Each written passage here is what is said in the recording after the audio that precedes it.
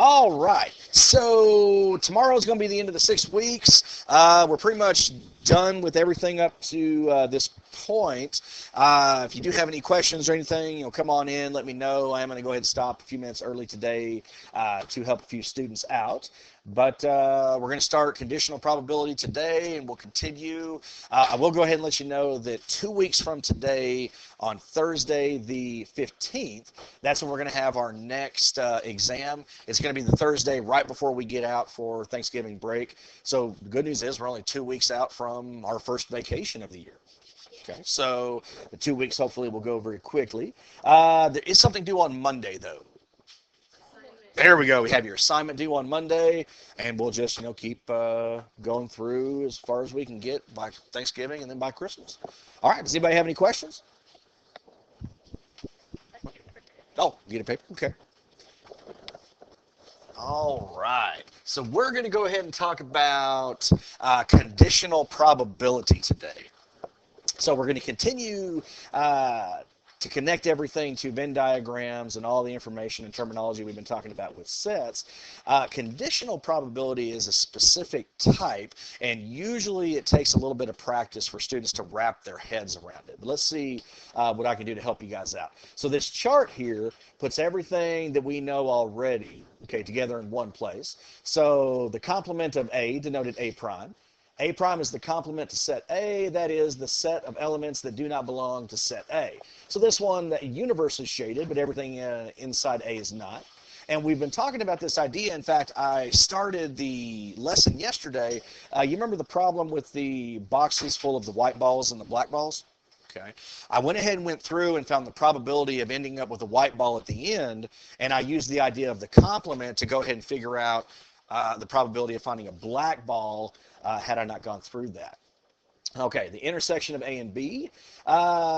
This is the set of elements belonging to both set A and set B. So if I were to shade here, I'm just looking for this overlap region right there. Okay, so the probability of A and B's intersection is the probability that both A and B occur. Okay, the union of events, the marriage that we call, this is the set of elements belonging to A or B or both A and B. So what would I shade here in the Venn diagram? Both the circles, exactly. Everything in the circles would be completely shaded. Now you'll notice we've been talking about some terminology here. It says the probability of the union of A and B is the probability that either event A or event B or both will occur. Okay, from this we have what was known as the addition rule for probability. Okay, we take the probability of A plus the probability of B minus the probability of the intersection. Now this goes back to a particular vocabulary word that we spent a little bit of time on. It's something exclusive. Mutually exclusive, yes. So if two sets have an intersection, what would you say about them? They are mutually exclusive or they are not? Okay, so if they have an intersection, these are not mutually exclusive. Okay. And I'm going to go ahead and abbreviate that EXCL. Okay, so if they do share identical terms, they are not mutually exclusive. So if you're looking for the probability of the union, we have to subtract off the probability of the intersection. Okay, this is going to come up actually quite a bit. Now, if the intersection of A and B is the null set, the events A and B are said to be disjoint. Okay, there's no overlap. They share no elements in common. Okay, and here we see, yes, they are going to be mutually exclusive. Now, if A and B are mutually exclusive events, then event A and event B cannot occur simultaneously. That means the number in the intersection of the two is 0, and the probability of A and B occurring at the same time is also 0 as well. Let me move this right here. So the probability of the union of the two events is going to be simply the probability of A plus the probability of B. And you remember we were talking about that problem the other day where we had specific sides of a die? Okay, and I was walking you through the difference between mutually exclusive and not mutually exclusive. Okay. Well, let's go ahead and get into some problems here. All right, if probability of A is 0.35, the probability of B is equal to 0.5, and the probability of the intersection of the two is 0.15, we want to find the following. So here's what I would go ahead and do. A lot of times, especially for myself, I'm a very visual person. So if it's not a Venn diagram or a tree diagram, lattice diagram, I like to try and visually see what's happening. That always helps me kind of make the connections a little better. So let me go ahead and let's put together a Venn diagram for this. Let me go ahead and get a couple circles here.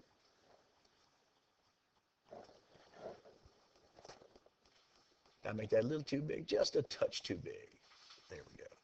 All right, this one's probably too big as well. That is not what I meant to do. Okay, that's not perfect, but it'll go ahead and fit our needs. Let me move this over because that's just going to bug me if it's not centered. Okay, there you go. All right, so here's our universe. Now, when we're talking about probability, you know, the universe is just 1 because it's 100%, right? So let's say this circle on the left is A. This is set A. B. Now, where should I go ahead and start when I create my Venn diagram?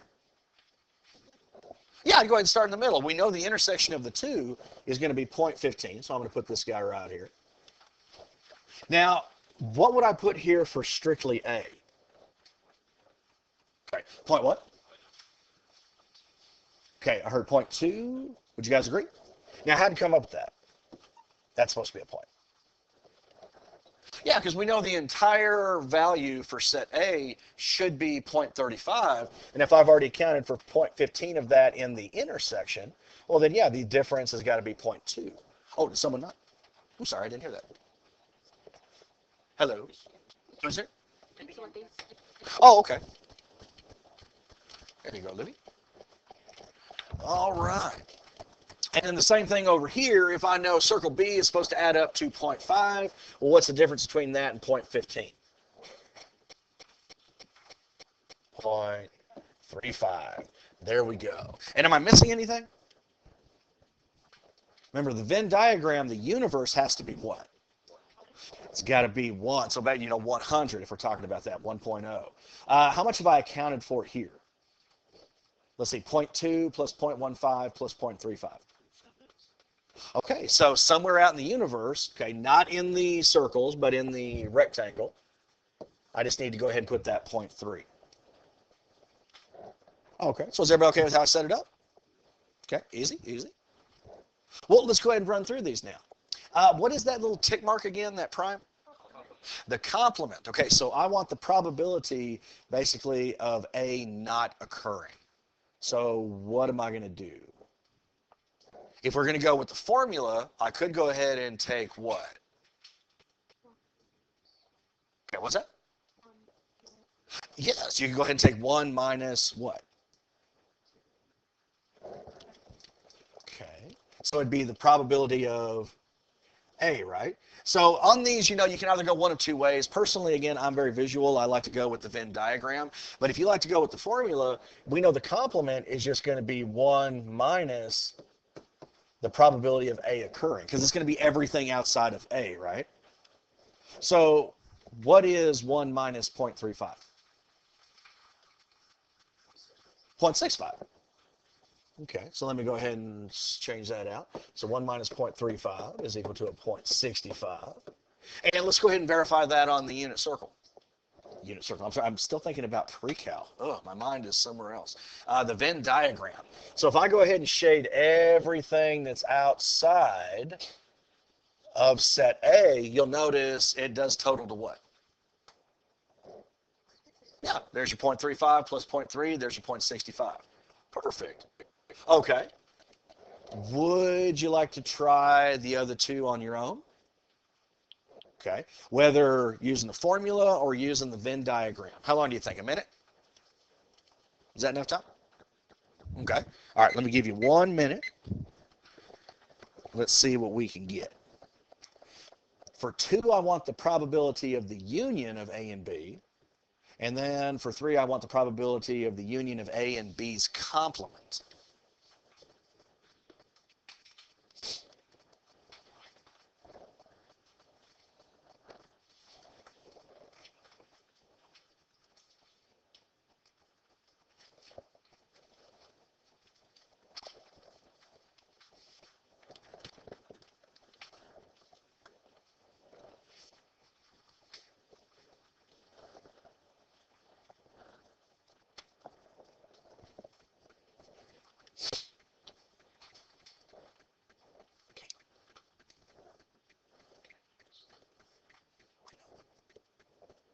I know it sounds sketchy. It's a joke. It's a good joke. Okay. Okay. All right. So who can help me out with 2? The probability of A and B's union. What do we think? Okay, it's going to be 0.7. Okay, a couple of ways we could look at this. Would these sets be mutually exclusive or not? Okay, they are not because they have an intersection. If we come back up here and take a look at the formula, because they're not mutually exclusive, the probability of the union is to take the individual probabilities but subtract off the intersection, right? So if I were to go ahead and do that, well, the probability of A is 0.35 plus the probability of B is 0.5, and then I'm going to go ahead and subtract off that intersection. Okay, so that is going to give me 0.7. Or if you're going to look at it from the Venn diagram's point of view, remember the union is just every part of both circles. So I would shade all this in. And you'll notice what's 0.2 plus 0.15 plus 0.35. So again, you're going to get your 0.7. Okay, so the thing about these probability problems, there's always going to be different ways of looking at them, of figuring out what your answer is going to be. Okay, so good. How many people got that 0.7? Okay, so that's not bad, not bad. Let's see this next one. What I'm looking for is the probability of A union B complement. By show of hands, how many people think they know this one? Okay, Evelyn, what do you think? 0.65. She says 0.65. What do you guys think? Is that what everybody else is getting? That's exactly what I got. Okay, good. All right. And I'll tell you, the way I did this was, again, just to go ahead and look at the Venn diagram. I want everything in A combined with everything outside of B. All right, so I'm going to go ahead and shade all this through, and then here's my question to you. Will it include the overlap? Yes, because I want everything in A and outside of B. So even though it's part of B, I'm taking the union here. So yes, it would include that. So if you go ahead and take a look at the values we have, basically think about 1 minus 0.35 instead of adding those up. You're still going to get 0.65. Okay, how are we doing? How many people got that one right? Okay. Ooh, not a lot of hands on that one. What can I do to help? Hey.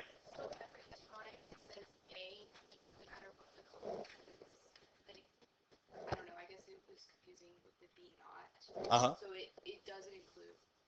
It's not the intersection. The union? It's the union.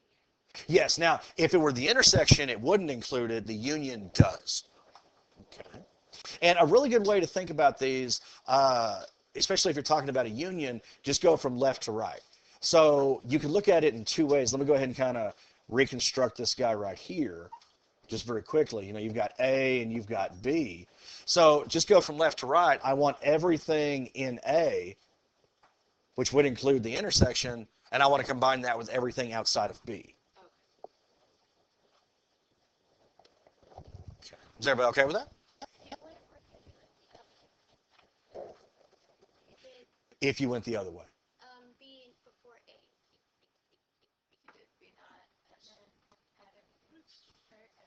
It should still work because you're taking the union. So yeah, it should still work in the other direction as well. Okay, well let's try this one. A bag has 20 coins numbered from 1 to 20.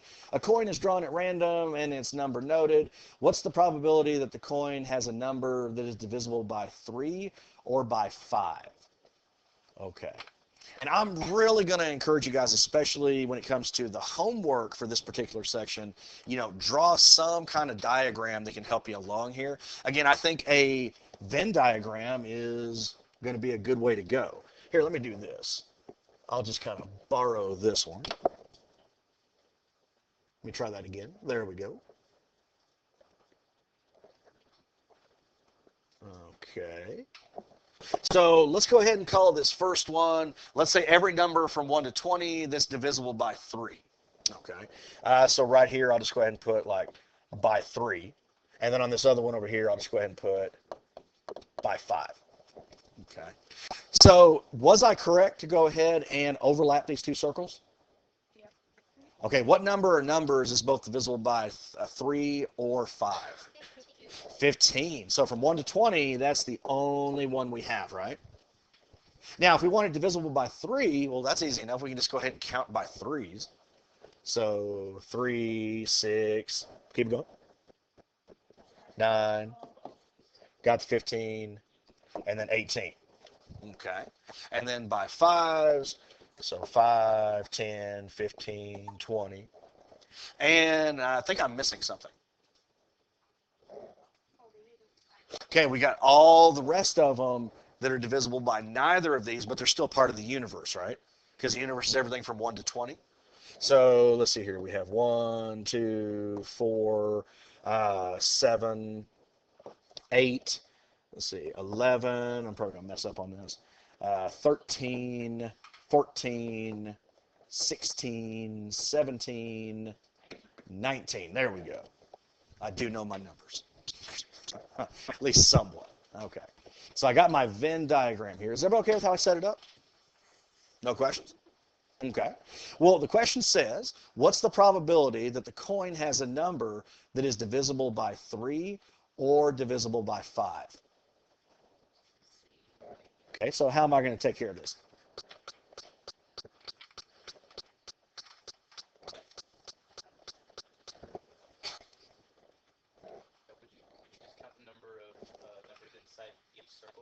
Yeah, because what's the key word here that I want to focus on? Or. So that means the union. That means the combination. Okay, so how many numbers am I looking at here? There we go. It would be 9. So there are 9 in my desired outcome out of the 20 total, and the 9/20ths is going to go ahead and reduce. Okay. So there we go. All right. Good. Very good. Okay, now, occasionally through this lesson, just like the last one, it's more prevalent in this lesson than the previous. Occasionally I'm going to have extra examples that are not in your packet, okay, but that's okay. If you want me to give you a little bit of time to copy those, or if you just wanted to take a picture, what would you guys prefer? Or if you just want to follow along, I mean, that's cool too. You just want to follow along? Sounds good to me. All right, well, let's see. And I was just taking these out of the particular resource that I use.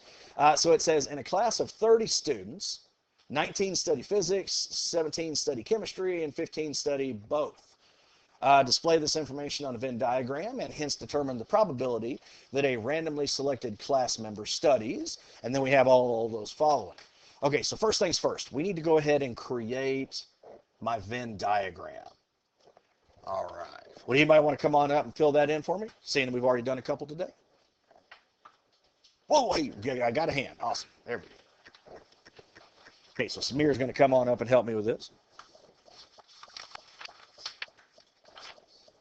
There you go, sir.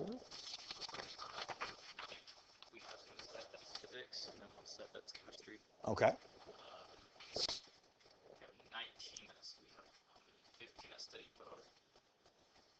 Okay, so we have 15 in the intersection. Okay.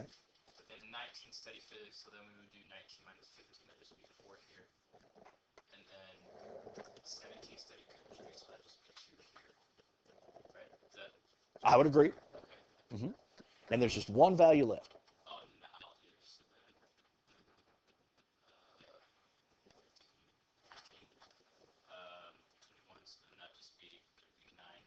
There we go. So what does that 9 represent? There you go. Who don't take either. Good, good, good. Would you guys agree?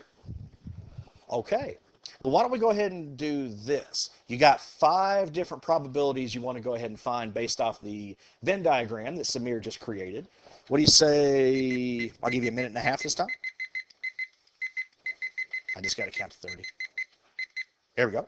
Okay, a minute and a half. Let's all see if we can get the same responses. Okay. Right.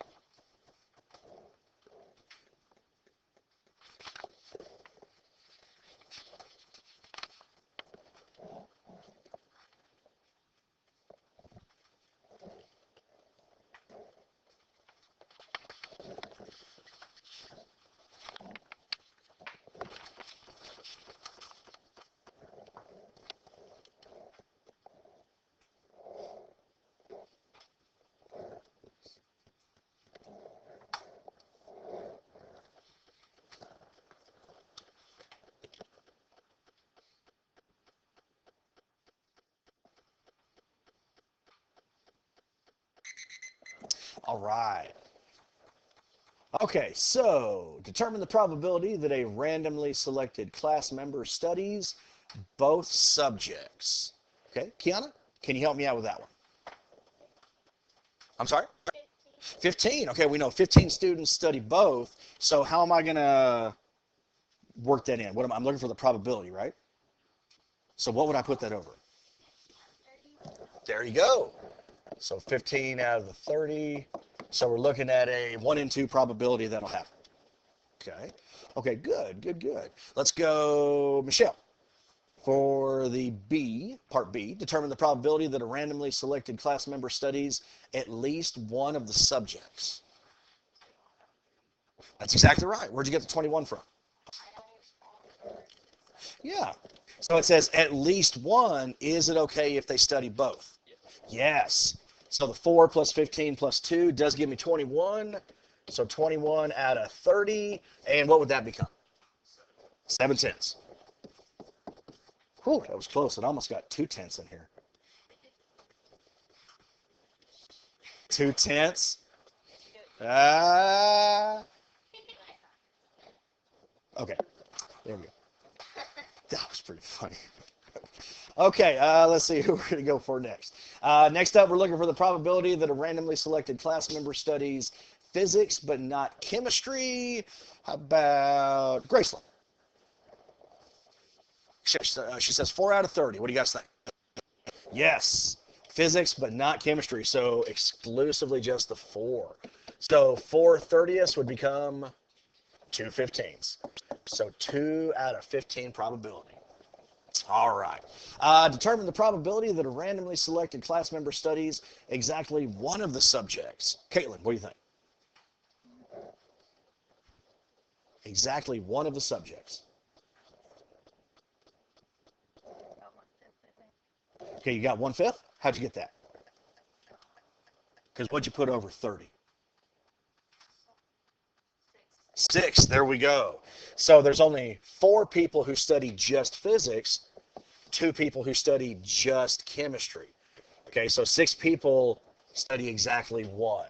So 6 out of 30 is 1/5. She is absolutely right. Good, good, good, good. All right, and then last up, determine the probability that a randomly selected class member studies neither subject. Peyton, want to help me out with this one? There you go. Neither subject, because that was the last thing Samir put up here. There are 9 people who don't study either. And then what'd you say 9/30 becomes? 3/10. Ooh, that's even closer to 2/10. Should have saved the joke till then. Hindsight's always 20/20, right? Yes. I'm just going to pause long enough for this awkward silence to get to everybody, and now I'll move forward. Okay. All right, next up. Now we're going to get to conditional probability. This is where the real fun begins. Okay.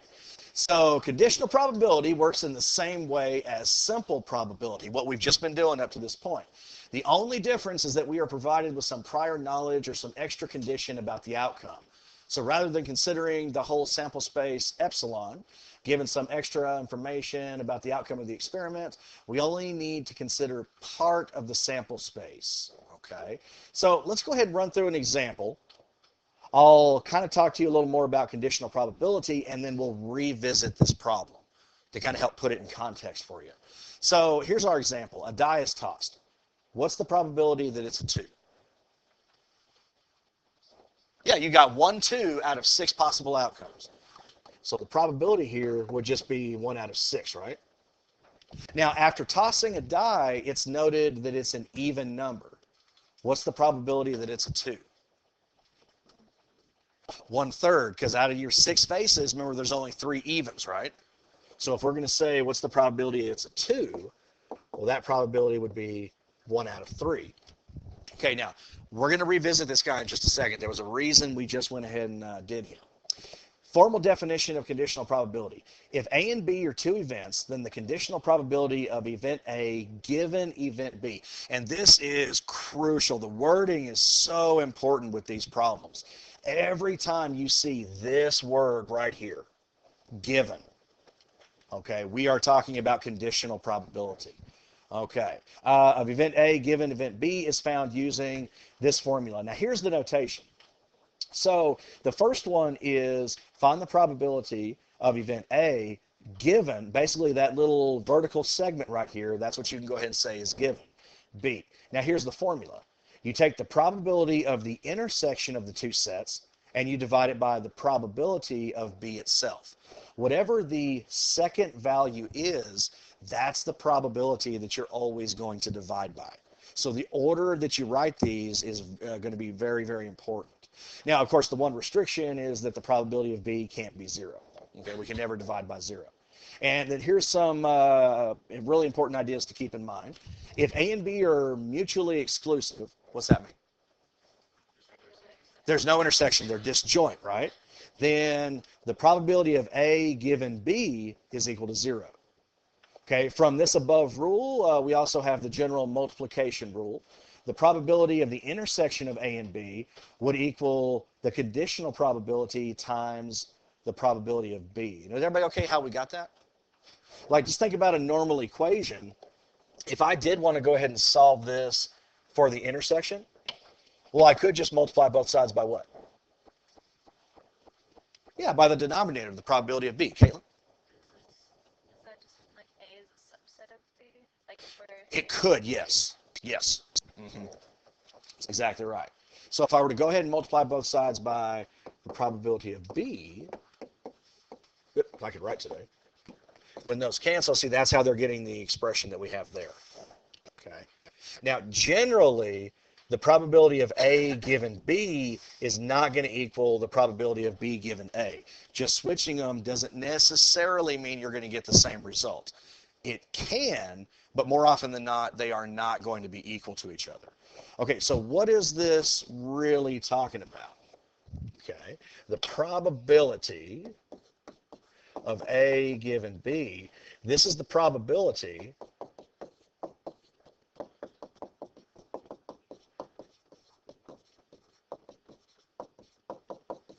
okay, sorry, I can't write as fast as I speak. So this is the probability of A given that event B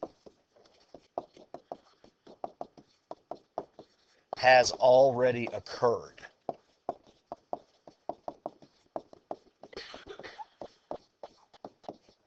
I'm not a English teacher. Is there one or two R's in there?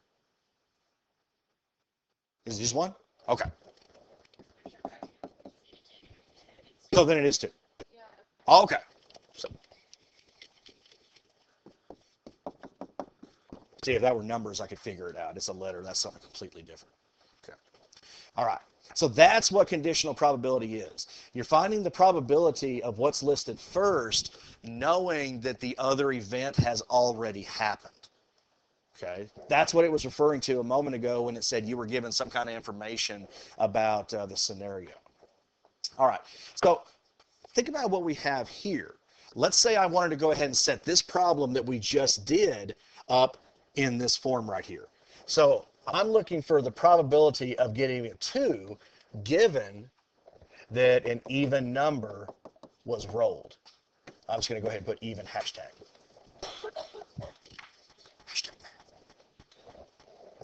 Because I'm still hip and with it. I know what the teenagers, the lingo. I know. I love watching the vines. They were great. Yeah, I miss those vines. In fact, the ones my kids like to watch the most. Who who was the one who always did the Disney pranks? Thomas Sanders. Yes, he did some really creative vines, and they were really funny. Yeah, he has my same sense of humor, so I really enjoyed him. That was a good one. I personally would have kind of liked to seen a few vines where he did that and somebody was not responsive. You know, because I kind of imagine if I just walked up to somebody in a world where a student does math, you know, then that might not come out. You know, if we're just like in a movie theater or in a store or something, I'm like, what the hell are you doing? Get away from me. Anyways, back to back to the math. So I'm going to go ahead and write it like this. So the probability of rolling a 2, given that we've already rolled an even number. So let's kind of think about what we got here. And I like the way Caitlin said it a second ago because we're talking about a subset, right? So let me go ahead and create a Venn diagram. Let's say the Venn diagram is made up of all 6 of the faces that we have, so we've only got 6 possible outcomes, but we're looking for one specifically that has an even number. So we have 2, 4, 6, and I'm also missing, of course, the 1, 3, and the 5, right? Okay. So think about it. If I were to go ahead and put this in the formula the way it's set up, well, I'm going to go ahead and take the probability of rolling a 2 intersecting an even number, okay, dividing that by the probability of rolling an even number. Okay. So what am I looking at here?